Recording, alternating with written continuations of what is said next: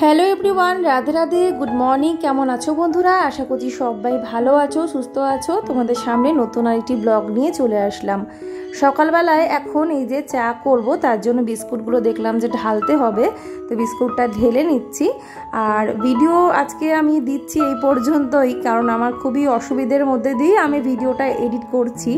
তার কারণ হচ্ছে আমাদের এখানে 1 নম্বর তো পুজো চলছে, বাবা লোকনাথ পুজোর উৎসব চলছে, খুব আওয়াজ, মাইকের সাউন্ড রয়েছে। তার সাথে আমি যে এমনি রাত জেগে এডিট করব সেটাও পারিনি, শরীরটাও ভালো ছিল না, সব মিলিয়ে মিশিয়ে দুদিন আর কি ব্লগ ঠিক মতো দিতে পারলাম না। তো আবারও চলে আসলাম তোমাদের সাথে একটা নতুন ছোট্ট ব্লগ শেয়ার করতে। আশা করি তোমরা সবাই জামাই ষষ্ঠী খুব ভালোভাবে কাটিয়েছো, বাট আমার জামাই ষষ্ঠী আর এখন সেইভাবে হয় না। আমি তার জন্যই কোনো ভিডিও করিনি, আর জামাই ষষ্ঠীর দিন অ্যাকচুয়ালি ফোনটাও আমার কাছে ছিল না। ফোনটা আসলে আমার হাজব্যান্ড সার্ভিসিংয়ের জন্য নিয়ে গেছিলো, ওই জন্যই আর কি আমার আর ভিডিও তোলা কিছুই হয়নি। এই কারণেই দুদিন ধরে আমি ব্লগ বানাতে পারিনি। তো যাই হোক, চলো এখন চাটা নামাই। তো আজকে হলো শুক্রবার, এখন কিন্তু বেজে গেছে প্রায় 8:30টার কাছে। তো লিকার চাটা সবার আগে নামিয়ে নেব, লিকার চা নামিয়ে তারপরে দুধ চা করবো, আর চাটা খেয়ে তারপরে ব্রেকফাস্টটাও বানিয়ে নেব। আর ব্রেকফাস্টের জন্য আমি ময়দা আটা মিশিয়ে মেখে রেখেছি, একটু পরোটা বানাবো। আর সত্যি কথা বলতে এত গরম পড়েছে না, খুব কষ্ট হচ্ছে জানো তো, এই মানে কিচেনে কাজ করতে, রান্নাঘরে কাজ করা, রান্নাবান্না করা খুব কষ্টদায়ক। কিন্তু কি করব, আমাদের তো করতেই হবে বলো, তাই না? কষ্ট হলেও করতে হবে, এগুলো তো দৈনন্দিন কাজ। সবাই যেভাবে গরমের মধ্যে কষ্ট করে কাজ করছে সেই রকমভাবে আমাকেও করতে হবে, এইটা মনে করেই কিন্তু কাজ করেই যাই। তো আর আজকে পরোটার সাথে আর কোনো তরকারি বা ভাজা এ সমস্ত কিছু বানাবো না। একে তো এই গরম, দেখলাম দই আছে, টক দই, তো সেটা দিয়েই পরোটা খাওয়া হবে, যেটা সবারই খুব প্রিয় আর আমারও ভীষণ ভালো লাগে। আর আজকের ভিডিওটা যেমন শুরু করেছিলাম শুক্রবারের, তো তারপরে আবার স্যাটারডে ভিডিওটাও অ্যাড করে দেবো কিছুটা। তো দুদিন মিলিয়ে আজকের ভিডিওটা তোমরা দেখবে, এরপর থেকে তোমরা আবার ডেইলি যেরকম ব্লগ পাচ্ছিলে সেইভাবে পাবে। আর হ্যাঁ, আমি ঝুমুর দাস ক্রিয়েশনস চ্যানেলে কোনো ভিডিও এখনও দিতে পারছি না, কারণ ওখানে যে টপিকটা চলে সেই টপিকের ভিডিও একটা আমি রেডি করছি, অর্ধেকটা রেডি হয়েছে, মানে কিছুটা, বাকিটা সুন্দরভাবে একটা মানে ভিডিও রেডি করে তোমাদেরকে জাস্ট 2 ডেজও হবে না, আর একদিন পরে তোমাদেরকে দেব। তোমরা আশা করি খুব পছন্দ করবে, একটা দারুণ ভিডিও আসতে চলেছে। সেটা হয়তো আমি কালকেই দিয়ে দিতে পারতাম, কিন্তু যেহেতু কালকে বাবা লোকনাথের পুজো, তো আমরাও ঘরে একটু পুজো করি, মানে আমার হাজব্যান্ড বিশেষ করে, তো সেই নিয়মটা করে এসেছি প্রতি বছর। তো যেহেতু পুজোটা কালকে রয়েছে, তো সেই কারণে ভিডিওটা কালকে আর দেওয়া হবে না। তো নেক্সট ডে নিশ্চয়ই আমি সেই ভিডিওটা দিয়ে দেওয়ার চেষ্টা করব। আশা করছি তোমাদের ভীষণ পছন্দের একটি ভিডিও আসতে চলেছে, যেই ব্লগগুলো তোমরা পছন্দ করো। অফকোর্স কোনো মেকওভারের ওপরই হবে, সেটা কিন্তু অন্য একটা রুম, আর সেটা আমি অর্ধেকটা করেও নিয়েছি, বাকিটা তোমাদের সাথে সাজিয়ে গুছিয়ে নিয়ে শেয়ার করব। তো এখানে তো লিকার চা নামালাম, তারপরে আমি আবার একটু দুধ চা করলাম। তো অনেকটা বকবক করলাম, এবারে চলো আবার পরে কথা বলছি। আর এডিট করতে সত্যি খুব কষ্ট হচ্ছে, যেহেতু আমার মাইকটা নষ্ট হয়ে গেছে, খারাপ হয়ে গেছে, ভয়েস ওভার দিতে খুবই অসুবিধে হয়, ওর জন্য না আরও এডিটিংয়ের প্রতি ইন্টারেস্টটা নষ্ট হয়ে গেছে। যেহেতু মাইকটা নেই, আর প্লেন ফোনে না ভয়েস ওভার দেওয়াটা একটু লাউড কথা বলতে হয়, একদম মানে শান্ত একটা পরিবেশ চাই, সেটাই সম্ভব একমাত্র মাঝরাতে, তবেই সাউন্ডটা ভালো আসে। আর তা না হলে ওই যে গেল, মানে ভিডিও গেল, মানে রাতে এডিট না করতে পারলে ব্যাস সারাদিনে আর সম্ভব হয় না। তো এখানে চা খাওয়ার পরে দেখো আবার পরোটাগুলো করে নিই।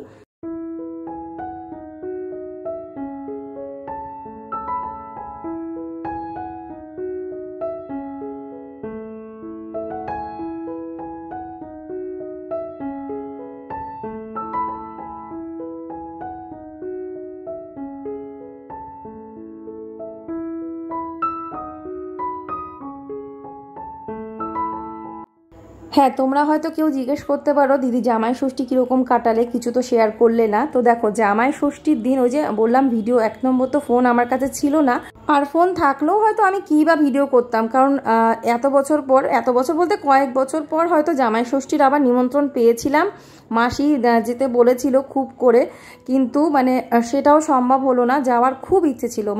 আগে তো মাসি প্রতি বছর ষষ্ঠীটা দিত, তো খুব ভালো লাগতো, সবাই মিলে চলে যেতাম। বাট কিছু বছর আর কি সেটা হয়নি, যখন মাসি এত বছর পর আবার মানে যেতে বলছিল, তো ওই জন্যই আর কি মানে খুব খুশিও হয়ে গেছিলাম। কিন্তু ওই যে এমনই একটা দিন, বিশেষ দিন পড়ে গেল, যেই দিনে মানে আমার বাড়িতেই একটা বিশেষ কাজ রয়েছে, আর সেটাকে কোনো মতেই মানে উপেক্ষা করে যাওয়া যাবে না।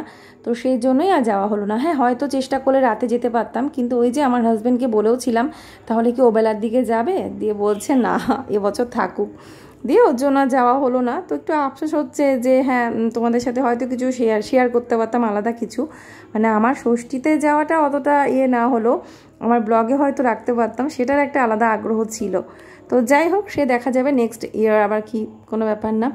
তো হ্যাঁ, বাবা লোকনাথ পুজোটা তোমাদের সাথে শেয়ার করব। সকালে খাবার দাবার খেয়েছি, তারপরে কিছু জামা কাপড় ধুয়ে মেলে দিলাম, কারণ মিষ্টু আর গোপালের স্নান হলো, ওদের জামা কাপড়গুলো হালকা সার্ফে কেচে এখন এই যে উঠোনেই মেলে দিচ্ছি। এত প্রচণ্ড রোদ, ছাদে যাওয়ার তো কোনো উপায় নেই, যদিও বা ছাদে যায় সেটা ওই মানে যেটা ধরো ছাদের ঘরের থেকে বেরিয়ে যে সামনের জায়গাটা ওইখানেই মেলে দিতে হয়, কারণ ওই একদম ওপেন এরিয়াতে যাওয়া যায় না, এত রোদের তাপ। তো যাই হোক, এর মধ্যে আরও একটা কাজ রয়েছে, যেমন আমাদের এসি সার্ভিসিংয়ে আসবে হয়তো পরের দিন, তো এই সমস্ত কাজ রয়েছে। সার্ভিসিংয়ের ডেট হয়ে গেছিলো, মানে পেরিয়ে গেছে অনেক দিন, মানে আমাদের সার্ভিসিংয়ের দরকার ছিল আরও আগে, তো সেটা অনেক দিন হয়ে গেছে, পেরিয়ে গেছে, সেটা আসবে, সেটা ক্লিনিংয়ে আসবে, আউটডোরটাকে চেক করবে, তা আউটডোরটাও ক্লিন করবে, হয়তো এবার অন্যরকমভাবে ক্লিনিংটা হবে মেশিনে। তো আশা করছি সেটার একটা কাজ যখন আমার হাজব্যান্ড বাড়িতে থাকবে সেটা হলেই ভালো হয়, তো ওটাই চাইছি, কারণ ও বাড়িতে না থাকলে আমার দ্বারা সম্ভব না ওগুলো মানে দেখে করিয়ে নেওয়া, তো ওই জন্যই। তো তারপরে খাওয়া দাওয়া সেরে ওদের স্নান করি, জামা কাপড়গুলো কেচে ধুয়ে দিয়ে আমি বেডরুমটা গুছিয়ে ফেললাম। বেডরুমটা গোছানো ছিল না, তো বেডরুমটা গুছিয়ে এবারে যাব রান্নাবান্নাটা সারবো। খুব শর্টে আজকের ভিডিওটা থাকছে, তো দেখলেই তো তোমাদের সাথে শেয়ার করলাম। আর সকালবেলা ব্রেকফাস্ট পর্যন্ত আগে মানে ওই ব্লগটাই ছিল, ব্রেকফাস্টের পর থেকে যেটুকুনি তোমরা এখন দেখছো সেটা কিন্তু নেক্সট ডে মানে পরের দিন। তো দেখো কি দারুণ খাবার আজকের আমার, পান্তা ভাত, আলু সিদ্ধ মাখা, শুকনো লঙ্কা দিয়ে একদম টেস্টি করে, পাঁপড় ভাজা, পাতি লেবু আর কাঁচা লঙ্কা, একটু সর্ষের তেল, অসম্ভব টেস্টি খাবার এই গরমে, মানে আমি এখনও যে দেখছি না আমার এখনও ভালো লাগছে দেখতে। তবে হ্যাঁ, ভাতের পরিমাণটা একটু বেশি ছিল, মানে এতটা ভাত সকালে খেলে আর খিদে থাকে না। তবে হ্যাঁ, যা পরিশ্রমের কাজ আজকে করছি, যে ভিডিওটা তোমরা পাবে, যে রুম মেকওভারের ভিডিও, তো সেটার পেছনে যা পরিশ্রম করেছি, মানে এটা ওটা সরানো, তাতে এটা হজম হয়ে গেছিলো আর কি। সেগুলো তোমরা ওই ভিডিওতে পাবে, সেই দিনেরই এটা মানে বাকিটা তোমরা দেখছো। তো ওটা যেহেতু একটা মেকওভার ভিডিও, তার সাথেই আমি অ্যাড করে দেবো। তো এখানে দেখো এবারে আমি ঘর মুছে নিচ্ছি, মানে প্রচণ্ড এনার্জি ক্ষয় করেছি, খিদেও পেয়ে গেছিলো, ওদেরকে খাইয়ে দিয়েছি। হ্যাঁ, ওদেরকে অবশ্যই গরম ভাত খাইয়েছি, ওদের খাবারটা আলাদা ছিল, সেটা তোমরা পরে ব্লগে দেখে নিও।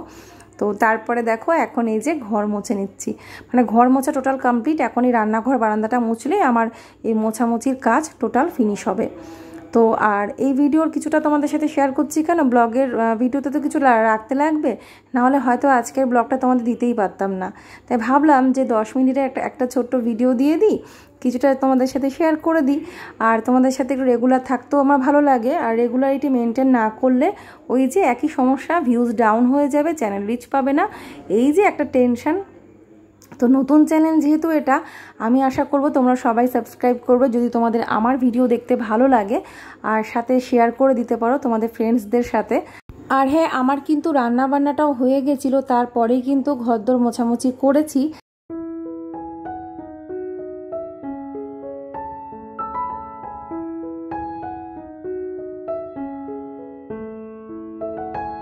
আর ঘরের প্রত্যেকটা জিনিসই আমি সবসময় একটু গুছিয়ে রাখতে ভালোবাসি, তোমরা যারা আমার ব্লগ দেখো নিশ্চয়ই জানো। আর এখানে জলের বোতলগুলো সব ভরে এরকম একটা বাস্কেটে রেখে দিলাম। এর আগেও একটা বাস্কেটে রাখতাম, সেটা বড় বাস্কেট ছিল, যেহেতু সেটা জামা কাপড় রাখার জন্য আলমারিতে গোছানোর জন্য নিয়েছি, তার জন্য আর কি ছোটো বাস্কেটেই রাখলাম। কিছু বোতল তো ফ্রিজে রাখতেই হয়, আর বাকি যে কুজোর মুখে যে মেশিনটা ছিল, যেটা দিয়ে ফিল্টার হয়ে জলটা বেরোতো, সেই মেশিনটাও আবার নষ্ট হয়ে গেছে। তো ওই রকম একটা মেশিনের এমনি দরকার জলটা ভরার জন্য, বিশেষ করে, না হলে তো অ্যাকোয়াগার্ডের জল আবার ফিল্টার করার কি দরকার। তো যাই হোক, ব্লগও শেষ, এই জামাই ষষ্ঠীর এক ঝলক তোমাদের সাথে শেয়ার করছি। তো আমি আমার হাজব্যান্ডকে কী কী রান্না করে খেতে দিয়েছিলাম দেখে নাও। আসলে আমাদের ঘরে যা বাজার ছিল সেই দিয়ে রান্নাবান্না করেছি, যেহেতু আজকে একটু ভোগের রান্নাও ছিল, বিশেষ একটা দিন, তার জন্য আর কি মানে একভাবেই রান্নাটা করে নিয়েছি। তো এটা না যে আমার হাজব্যান্ডের পছন্দেরই রান্না করেছি তা না, মিলিয়ে মিশিয়ে আছে। অবশ্যই ওর যেগুলো প্রিয় সেগুলো আছে এর মধ্যে, যেমন আজকে আছে কচুর লতি, পটল ভাজা, তারপরে কলা ভাজা, আলু ভাজা, কুমড়ো ভাজা, নারকোল দিয়ে ডাল, নারকোল ভেজে আদা দিয়ে ডাল করেছি, গাটি কচুর ডালনা করেছি, পনির আলুর মাখা মাখা তরকারি করেছি, আমরা চাটনি করেছি, সাথে ছিল দই, পান্তুয়া, রসগোল্লা।